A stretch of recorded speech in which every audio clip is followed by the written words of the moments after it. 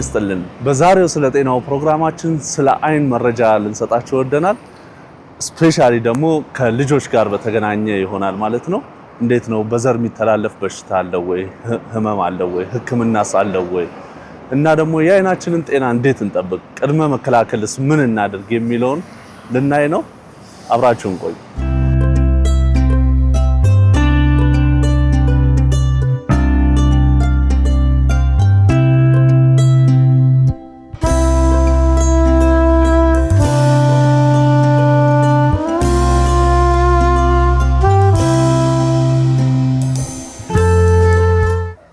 ሰላም ሰላም እንኳን ወደ ብሩቪዥን ስፔሻሊቲ አይን ህክምና በሰላም መጣችሁ። እንኳን ደህና ጠበቅሽ። ማን ነበር? ተወዳጅ ይባላል። ተወዳጅ በብሩቪዥን ምን ላይ ነሽ? እኔ ኦፕቶሜትሪስት ነኝ። ብሩቪዥን ላይ በአማርኛ ማለትም ከአይንና ከአይን ጋር የተያያዙ ነገሮች ሐኪሞቹን አግዘዋለሁ። መነጽር እንለካለን። እዚህ ያሉ ፕሬግዛሞችንም እንሰራለን። መልካም። እንግዲህ ዛሬ የመጣ ነው ከኢቢኤስ ነው። ስለ ጤናው የሚል ፕሮግራም አለን። በዛ ፕሮግራማችን ደግሞ ስለ አይን ጠቅለል ያለ እውቀት ለመያዝ እና እንዲሁም ደግሞ ከልጆች ጋር በተያያዘ ያለ ህክምና ምን እንደሚመስል ለማወቅ ነበር የመጣ። ኦኬ። ስለ አጠቃላይ ነገሩ ከኔ ጋር እያወራን እንሄዳለን። ስለ ህጻናትና ስለ አይን ያለውን ነገር ከዶክተር ሳዲቅ ጋር ታወራለህ። አሁን በአብዛኛው ምን አይነት ህክምናዎች እዚህ ትሰጣላችሁ? በዋነኝነት የሪፍራክቲቭ ሌዘር ህክምና ነው የምንሰራው። በሁለተኛ ደረጃ ደግሞ አጠቃላይ የአይን ህክምና ህጻናት ላይም ትልልቆች ላይም ለሁሉም የሚሆን የአይን ህክምና ሰርቪስ እንሰጣለን። በዋነኝነት የምንሰራው ርቀትና የቅርብ ችግር ላለባቸው ሰዎች ያለ መነጽር እይታቸውን ማምጣት ነው በዋነኝነት። ግን ከዛም ጋር ተያይዞ ሌላ አጠቃላይ የአይን ህክምናዎችን እንሰራለን። መልካም። አሁን እኛ በተለምዶ ደግሞ እንትን እንጠቀማለን። አይ ድሮፖች ምንድነው? የአይን ጠብታዎች ከፋርማሲ እየገዛ ማለት ነው። ያ የሚያመጣው አደጋ አለ እንዴ? አዎ በደንብ። ለአይን ብቻ ሳይሆን ለሌላም በሽታዎች ከፋርማሲ ላይ ከካውንተር ላይ አንስቶ መድኃኒት መግዛት ችግር ያመጣል። መድኃኒቱን ብቻም ሳይሆን አጠቃቀሙ ችግር ያመጣል። ያው እኛ የምናዝበት አጠቃቀምና ፋርማሲ ላይ የሚሰጧቸው አጠቃቀም ይለያያል እና የፐርማነንት የሆነ በሽታ ሊያመጣ ይችላል፣ ላይድን ይችላል በሽታው በመድኃኒቱ እና ያው እኛም ሪከመንድ የምናደርገው ካለ ሐኪም ትዕዛዝ ውጪ መድኃኒት ባይገዛ ነው። የህፃናት ሐኪም ስፔሻሊስት ዶክተር ሳዲቅ ስላለ እሱ ጋር ላገናኝ። ሰላም ዶክተር ሳዲቅ እንዴት ነህ? ጤና ይስጥልኝ። ሰላም እንዴት ነው? እንኳን ደህና ጠበቅህ። ሮቤል እባላለሁ። ከኢቢኤስ ነው የመጣ ነው። እንኳን ደህና ጠበቅህ።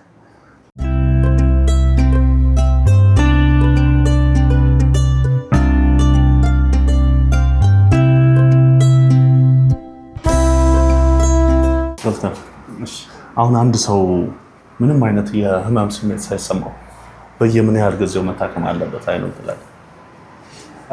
ኢት ዲፔንድስ። አዋቂም ልጆችም ከሆኑ ያለባቸው የጤና ሁኔታ፣ ለምሳሌ ህፃናት ከሆኑ ቀድመው መወለዳቸው፣ ትምህርት ቤት ከመግባታቸው በፊት የተለያዩ የጤና እክሎች ካሏቸው እነዚህ ነገሮች ታሳቢ ተደርገው ምርመራ ይፈልጋሉ። አዋቂዎች ከሆኑ ማንም ሰው እድሜው ከ40 ዓመት ከሆነ በኋላ ከእድሜ ጋር ተያይዘው የሚመጡ የተለያዩ የጤና ችግሮች አሉ። በቀላሉ በመነጽር ከመፈለግ ተነስቶ ግላኮማ ምናምን የመሳሰሉ በሽታዎች አሉ። እነሱ ሬጉላር የሆነ ቼክአፕ ይፈልጋል። የተጓዳኝ የጤና ችግር ያላቸው ስኳር፣ ደም ግፊት የመሳሰለ ያላቸው ደግሞ እነዚህ በሽታዎች አይን ላይ የሚያመጡት ተጽዕኖ ስላለ ቢያንስ አንዴ ታይተው ከዛ ሐኪሞች በሚሰጧቸው ሪኮመንዴሽን ክትትል ይፈልጋል። ህፃናት ከሆኑ የትኛውም ህፃን እንደተወለዱ አንድ ጊዜ መታየት አለባቸው። ለወላጆቻቸው ከመሰጠት በፊት ቀድሞ የተወለዱ ጨቅላ ህፃናቶች በተወለዱ ከአንድ ወር እስከ 2 ወር ባለ ጊዜ ውስጥ የግዴታ በአይን ሐኪም መታየት አለባቸው፣ ግዴታ ነው። እንዲሁም ደግሞ ትምህርት ቤት ሲገቡ ህፃናቶች እድሜያቸው 3 ወይም 4 ሲሆን ትምህርት ቤት ከመግባታቸው በፊት ትምህርት ቤት ውስጥ ስኩል ስክሪኒንግ ምንለው አለ። እዛው ትምህርት ቤት ባሉበት ሁኔታ መታየት ያስፈልጋቸዋል። ከዛም ደግሞ እድሜያቸው 6 ሲሆን መታየት ያስፈልጋል። አዋቂ ከሆነ ማንኛውም አዋቂ የሆነ ሰው እድሜው 40 ከሆነ ጀምሮ ቢያንስ አንድ ጊዜ አይን ሐኪም መታየት አለበት። የልጆች ሐኪም እንደመሆነ መጠን መሰረታዊ ሁሉ ወላጅ ወይም ልጆች ማወቅ ያለባቸው የምትለው መሰረታዊ ነገር ምን አለ? በጣም ጥሩ ጥያቄ ነው። ኢትዮጵያ ውስጥ ከ1000 ህፃናት አንዱ አይነ ስውር ነው። ይህ በጣም ትልቅ ሲወለድም ጀምሮ ተወልደው በመጀመሪያዎቹ ጊዜያት በጣም ከፍተኛ የአይነ ስውርነት ጫና ካለባቸው የዓለማችን ክፍሎች ውስጥ ኢትዮጵያ አንዷ ነች። በዓለም ላይ 1.4 ሚሊዮን ህፃናቶች በዚህ ሰዓት አይነ ስውር ናቸው እና እንደ ኢትዮጵያ ያሉ ሀገሮች 80% ይወስዳሉ። አሳዛኙ እውነታ አብዛኞቹ የአይነ ስውርነት ወይ ደግሞ የእይታ መቀነስ፣ ሌሎች የአይነ በሽታዎች ህፃን ላይ የሚከሰቱት መታከም እና መከላከል የምንችላቸው ናቸው። የልጆች የእይታ ችግር ሲኖራቸው የሚያሳዩቸው ምልክቶች አሉ። ወላጆቻቸው በቀላሉ ሊለዩዋቸው የሚችሉ ፈጣሪ ልጆችንም ስለሚወድ ምልክቶችን ያሳያል።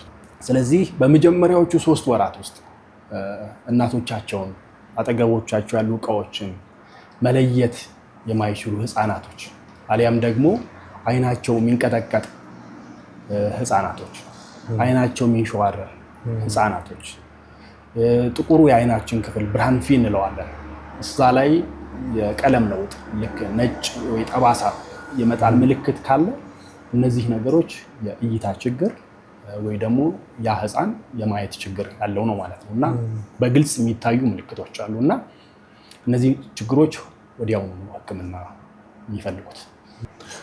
በዘር የሚተላለፍስ አለ እንዴ? ልጆች ላይ የሚከሰቱ የእይታ መቀነስ የአይነ ስውርነት መንስኤዎቹን እናያቸው። ይሄ ባደጉ ሀገራት እና እያደጉ ባሉ ሀገራት ይለያያል። በተለይ እንደ ኢትዮጵያ ያሉ ታዳጊ ሀገራት ውስጥ አብዛኞቹ የአይነ ስውርነት የእይታ መቀነስ መንስኤዎቹ የአይን ብሌን ጠባሳ ነው እና ይሄ የአይን ብሌን ጠባሳ በተለይ በመጀመሪያዎቹ ዓመታት ውስጥ ልጆች ቤት ውስጥ የተወለዱ ልጆች ልክ እንደተወለዱ የሚደረግ ጠብታ አለ፣ ኢንፌክሽን አለ። ያንን ኢንፌክሽን ለመከላከል ማለት ነው። ያ ያላቸው ልጆች የአይን ብሌን ላይ ጠባሳ ይመጣል። በጣም ትላልቅ ኢትዮጵያ ውስጥ ያሉ አርቲስቶች ምኖች በዚህ ምክንያት ነው የአይን ብርሃናቸውን ያጡት። የአይነ ስውራን ትምህርት ቤት በምናደርገው ጥናት ላይ ብዙዎቹ በዚህ ነው የአይን ብርሃናቸውን የሚያጡት። የአይን ብሌን ጠባሳ፣ የአይን ብሌን ጠባሳ የሚያመጡ ምክንያቶች ኢንፌክሽን፣ የቫይታሚን ኤ እጥረት እንዲሁም ደግሞ የባህል መድኃኒት በተለይ የገጠሩ የሀገራችን ክፍል ላይ ልጆች ሲታመሙ የተለያዩ ቅጠል እየተበጠሰ አይን ላይ ያደርጋሉ። ያ ጎጂ ነው። እነሱ ዋና ምክንያት ናቸው። ሌሎች የአይን ሞራ ግርዶሽ ነው። በተለይ የአይን ሞራ ግርዶሽ በዘር የሚተላለፍ አለ። በልጆች ላይ የሚከሰታል። ከቤተሰቦቻቸው ወደ ልጆች ይተላለፋል። የአይን ሞራ ግርዶሽ ህክምና አለው። በኦፕራሲዮን መስተካከል ይቻላል። ግላኮማ ልጆች ላይ ይከሰታል። እሱም በዘር የሚተላለፍ ነው። ሌሎች ህክምና የሌላቸው ትንሽ ከበድ ያሉ የዘር የሚተላለፉ በሽታዎች አሉ። በተለይ ብርሃን የሚቀበለው የአይን ክፍል ላይ ይሄ ፎቶሪሰፕተርስ የምንላቸው አለው። የነሱ ጉዳት በዘር የሚተላለፍ ነው። ለብዙ ዓመታት ህክምናዎች አልነበሩትም፣ ግን ናውዴይስ የተወሰኑ ለውጦች አሉ። ሪሰንት ይሄ በተለይ ከኤአይ ትሪትመንት ምናምን ጋር ያለፉት 1-2 ዓመታት ውስጥ ለውጦች አሉ። ቺፕስ ምናምን በማስገባት ለውጥ ይኖራል። ኤኒዌይስ ብዙዎቹ ግን በዘር የሚተላለፉት ችግሮች ስቲል የሚታከሙ ናቸው ማለት ነው። አሁን እነዚህ በዘር የሚተላለፉ ጽንስ ላይ እንትን ማድረግ አይቻልም? እንዳይተላለፍ ማድረግ እሱን ወዲያው እንዳይከሰት ማድረግ አይቻልም አሁን እስካለው ህክምና። ይሁንና ወላጆች ግን አድቫይስ ጄኔቲክ ካውንስሊንግ የሚባል ህክምና አለ። አንድ ታሪክ ልንገር። ያው በአይን ህክምና ላይ የትምህርት ቤቶች ላይ ገጠር ኮሚኒቲ ላይ እየሄድን ጥናት ምርምሮች እናደርጋለን እና ይሄ ታሪክ የዛሬ 4 ዓመት ገደማ ነው። በለሳ የሚባል ጎንደር አካባቢ የህፃናት ትምህርት ቤት ነው እና እዛ ልጆች ውስጥ እንደዚህ ምርመራ እናደርጋለን የእይታ ደረጃቸውን እና አንዲት ህፃን ልጅ እንደዚህ ምርመራ ስናደርግላት የርቀት እይታዋ በጣም ደካማ ነው። በአይን ህክምና የሲቪር ቪዥዋል ኢምፔርመንት ወይ ደግሞ ከፍተኛ የሆነ የእይታ መቀነስ ወደ አይነ ስውርነት ደረጃ በለው። አንድ ሰው አይነ ስውር የምንለው በአይን ህክምና 6 ሜትር እና ከዛ በታች ሲያይ ነው። የግዴታ ሙሉ ለሙሉ መጨለም የለበትም። በዛ ደረጃ ነች ልጅቷ ያለችው። አንድ ክፍል ውስጥ 4-5 ዓመት ደጋግማዋለች ትምህርት እንትን ብላለች እና መነጽር የምንለካበት መሳሪያ አለ እና መነጽሩን ስናደርግላት ፍሬሙን ፈገግቷን ፊቷ ላይ ታየዋለህ። ነገሮች ሲታዩት በጣም ፈንተው ብሏል ታያት። ይሄ ፍሬሙን ይዛው ሮጠች እና it was shocking። እዛ ውስጥ መምህራኖች ነበሩ፣ ምን ነበሩ፣ ደነገጡ። ምክንያቱም ያቋት ልጅቷ ትምህርት የመቀበል ችሎታዋ ደካማ ነው የሚል ነበር ግንዛቤውና ብዙ ወላጆች ብዙ ትምህርት ቤት ውስጥ እስከ 27 ጥናት እንደሚያሳይ እስከ 27% ልጆች ትምህርት ከሚወድቁበት ምክንያት አንዱ እይታቸው ነው። ስለዚህ እዚህ ላይ ምንድነው ስትረስ ማድረግ የምፈልገው በተለይ መምህራን በተለያዩ አንተኑ ያሉ መምህራን የመጀመሪያ ደረጃ የሚያስተምሩ መምህራን ልጆች የትምህርት አቀባበላቸው ዝቅ ሲል የመጽሐፍ ሲጽፉ ቀስ ብለው የሚጽፉ ከሆነ የሚያንጮልቁ ከሆነ የሚያሳያቸው ምልክት አለው። ጥሩ መምህር ተማሪዎቹን በደንብ ያያል እና የአነጣጥሮ ማየት ግድፈት የመነጽር መፈለግ አንዱ ምልክት ነው። ስለዚህ እሱን ማድረግ ያስፈልጋል። መንግስት ደግሞ በተለይ አደጉ ሀገራት ውስጥ ታዳጊ ሀገራትም ያደጉ ሀገራት ውስጥም ስኩል ስክሪን የሚባል ነገር አለ። ትምህርት ከመጀመሩ በፊት የመጀመሪያው ዓመት ላይ ልጆች እዛው ትምህርት ቤት ባሉበት የእይታ ችግራቸው ይለያል። ተለይቶ መነጽር የሚያስፈልጋቸው እንትን ያደርጋል። ናውዴይስ ይሄ አነጣጥሮ ማየት ግድፈት በጣም በከፍተኛ መጠን እየጨመረ ነው። በተለይ የቴክኖሎጂ አጠቃቀም ጋር ተያይዞ ስልክ፣ ታብሌት ልጆች ላይ ተያይዞ ኦልሞስት እኛ ባደረግነው ጥናት ከ5ቱ ልጅ አንዱ አዲስ አበባ ውስጥ በተለይ ከተማ ውስጥ መነጽር ይፈልጋል። ከ5 ልጅ አንድ። ይሄ የዛሬ 5-10 ዓመት ኦልሞስት ከ109 የነበረው ማለት ነው እና በአላርሚንግ በጣም በከፍተኛ መጠን እየጨመረ ነው። የቴክኖሎጂ አጠቃቀም ቤተሰብ ወላጆች መጠንቀቅ አለባቸው። በተለይ ምንድነው ማድረግ ያለው? እነዚህን ኒውሮወርክ አክቲቪቲ የምንላቸው በተለይ የርቀት አነጣጥሮ ማየት ግድፈት እንዳይከሰቱ እነዚህ አይነት ነገሮችን የቴክኖሎጂዎችን አጠቃላይ ስልክ፣ ታብሌት የመሳሰሉ ነገሮችን መገደብ ይፈልጋል። ቴሌቪዥን ጨምሮ ቴሌቪዥን ራቅ ማለት ይፈልጋል። አውትዶር አክቲቪቲ ውጭ መጫወት። አሁን በእኔ እድሜ ምናምን የነበረ ሰው መነጽር አያደርግም። ትዝ ይለህ እንደሆነ ኤሌመንተሪ ሃይስኩል እኔ አሁን ሃይስኩል ኤሌመንተሪ ምናምን ስማር መነጽር የሚያደርግ ተማሪ አይቻልም ወይ ደግሞ በጣም የተለመደ አይደለም።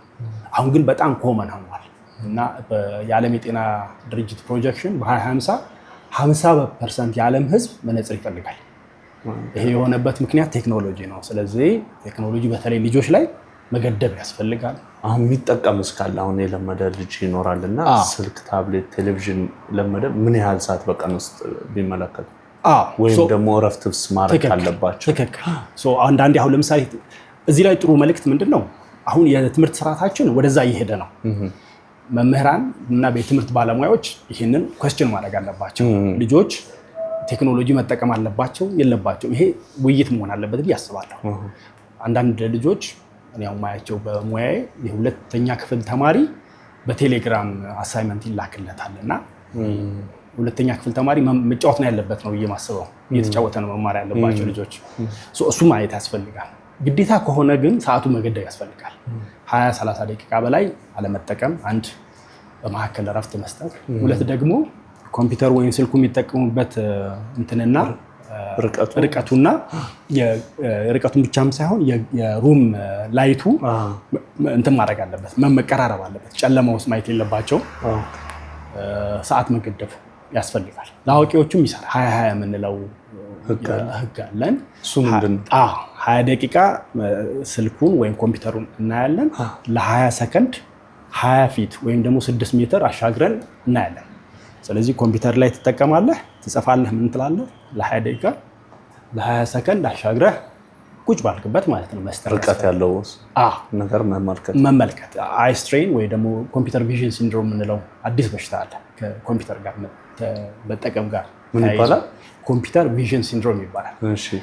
አይን ላይ ከፍተኛ ጫና ማምጣት፣ የድርቀት ስሜት መስማት፣ መቆጥቆጥ፣ ማቃጠል፣ አለርጂ መምጣት፣ እየከፋ ሲመጣ ደግሞ የእይታው መቀነስ፣ አይንን ከማሸት ጋር ተያይዞ ያሉ ማለት ነው እና ጊዜ መስጠት፣ እረፍት መስጠት ያስፈልጋል። መልካም ዶክተር፣ እንደው በመጨረሻ ነው ያልጠየቁት መሰረታዊ ነው የምትለው ማወቅ ያለብን እንዳናስቀር መተላለፍ ያለበት መልዕክት ካለ? ጥሩ። ልጆች ላይ የሚከሰት በተለይ ልጆች፣ አዋቂ ወጣቶች ላይ የሚከሰት አብዛኞቹ የእይታ መቀነስና የዓይነ ስውርነት መነሻዎች መታከም መከላከል የምንችላቸው ናቸው።